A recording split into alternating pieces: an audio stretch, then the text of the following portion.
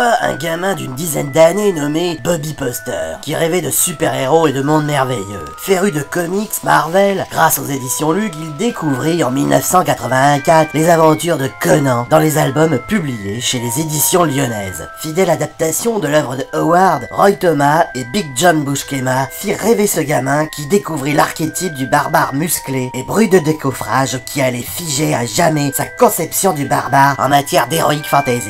L'adaptation cinématographique, avec Schwarzy, renforça quelque peu sa vision de ce que devait être un barbare en jeu de rôle. Après, faut bien le dire, c'est une époque où on avait beaucoup de chance, parce qu'en vidéocassette ou à la télé, on pouvait voir de nombreux films d'Heroic Fantasy. Oh, ils étaient pas tous très fut-fut, mais ils nous ont donné le socle d'une culture en Heroic Fantasy. Je me souviens que j'ai vu la plupart de ces films sur...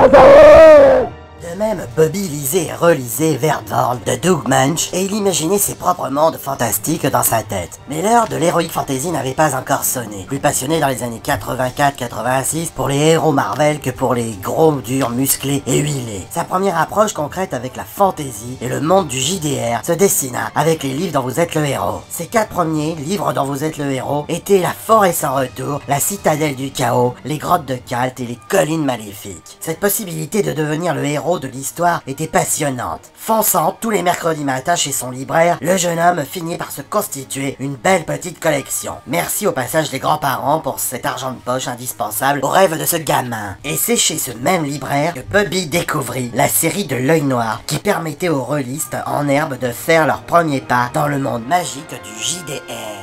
Ce jeu est sorti en 1984 et il nous vient directement d'Allemagne. Ah bon? Disponible en grande surface et en librairie, il faut bien dire que ce jeu a été à l'origine de nombreuses vocations de rôlistes. Souvent on avait d'abord lu les livres dont vous êtes le héros chez Folio Junior. L'Œil Noir, c'était à la fois des coffrets et des livres au format livre dont vous êtes le héros. Présenté sous forme de gros livres en plastique, c'était en fait une boîte contenant des livres au format de poche et du matériel. Il y avait aussi les coffrets en boîte de carton qui renfermaient, elles, des livres au format 21 x 28 cm comme vous le voyez ici sur cette image. Voilà, c'est magnifique. Ah bah tu parles! L'Œil Noir nous a permis de passer au stade de débutant rôliste à celui d'initié. L'avantage de ce jeu était qu'il était pensé de façon à aider les joueurs dans sa prise en main du jeu. Un paragraphe en noir était à lire aux joueurs et un en rouge était réservé aux meneurs de jeu. Reprenant les classiques de l'Heroic Fantasy, on n'était pas dépaysé avec ses monstres, ses princesses, ses dragons, ses trésors, tout ça. Au fil des suppléments, le jeu se complexifiait et nous entraînait vers une véritable évolution de cet univers. L'Œil Noir amena tout naturellement le jeune Bobby vers le pur JDR. Dans les années 90, Bobby jouait à Star Wars. JDR très complet dans le domaine de la science-fiction à l'époque, mais également un méga dont les règles et compléments étaient tirés de la revue Casus Belli. Il fit un peu de Donjons et Dragons, de Warhammer, dont l'univers très sombre, dans un monde médiéval fantastique, réveilla une imagination débordante chez le jeune homme. Il fit également du bitume et du rêve de dragon.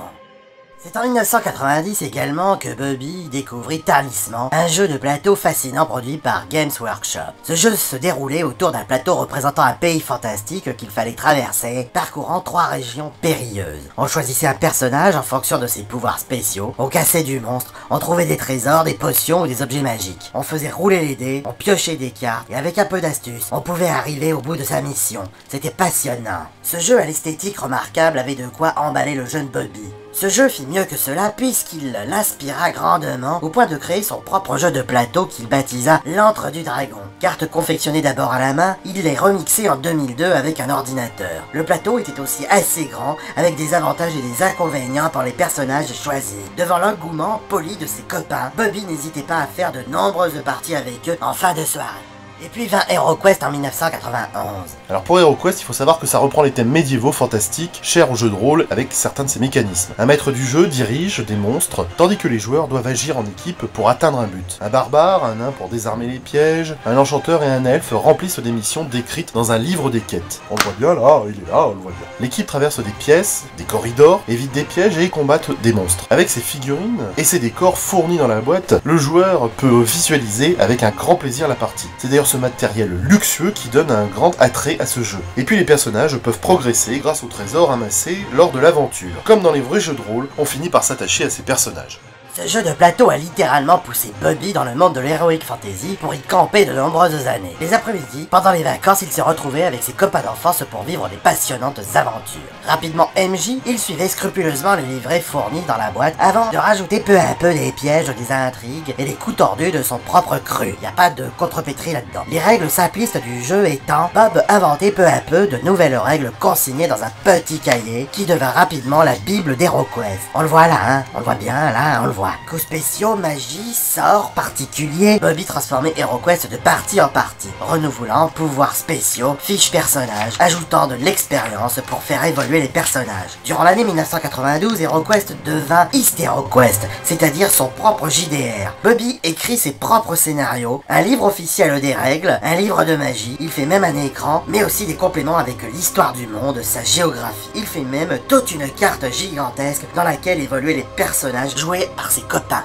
Au fur et à mesure, le monde d'HeroQuest prenait de l'ampleur. Les personnages récurrents revenaient en tant que PNJ dans un contexte politique de guerre et mystique de fin du monde qui se superposait aux aventures jouées sur table. Les personnages de ses copains prenaient du galon et Bobby complexifia les intrigues, ce qui déboucha, en plus du jeu sur table, un abondant courrier avec ses potes dans lequel il construisait toujours plus cet univers. Ses amis poursuivaient leurs aventures en solo dans le courrier et Bobby s'arrangeait à chaque fois pour que leurs histoires aboutissent au scénario futur qu'il avait préparé. Que d'aventures passionnantes ils ont vécu entre 1991 et 1996. Plus de 20 scénarios de sang cru avec cartes et sous-intrigues se sont succédés. Les personnages joués par ses copains étaient balèzes mais peu doués. Bobby finit par les baptiser les guignols.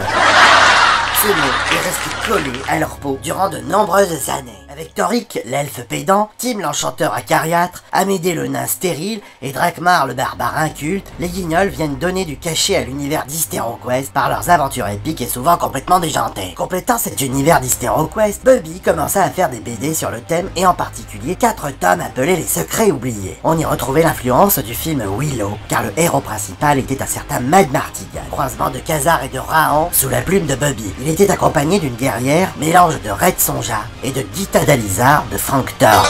Oh, you touch my tra-la-la. My ding-ding-dong.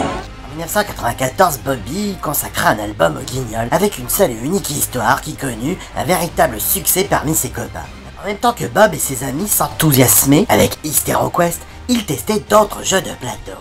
Seigneur de guerre était un gigantesque plateau en vinyle souple sur laquelle on pouvait mener une bataille épique à grande échelle entre les forces du mal et du bien. Un wargame rudimentaire conçu pour initier les jeunes à l'univers de Warhammer, contenant une centaine de figurines. Si vous aviez une petite chambre, eh ben c'était pas la peine d'y jouer. C'était un jeu de stratégie excellent où il fallait lancer des archers, des cavaliers, des fantassins dans une bataille au milieu de laquelle l'imprévisible pouvait surgir avec un ogre incontrôlable ou un canon capricieux qui infligeait de lourds dommages collatéraux. Il y avait également les héros de l'œil noir, là encore un jeu de plateau avec décors et figurines attrayantes qui demandaient coordination et esprit d'équipe si on voulait arriver à vaincre le boss final. Les années suivantes sont plus ternes pour Bobby et ses amis, car les uns après les autres, ils entrent dans la vraie vie d'adulte, s'éparpillant assez loin les uns des autres. L'âge d'or semble prendre fin en 1996. Pour autant, Bobby n'en a pas fini avec l'heroic fantasy. À partir de 1998, il se lance dans l'écriture de nouvelles qu'il appelle les Chroniques avaloniennes. 13 tomes dans lesquels il met un terme à l'épisode mystique de fin du monde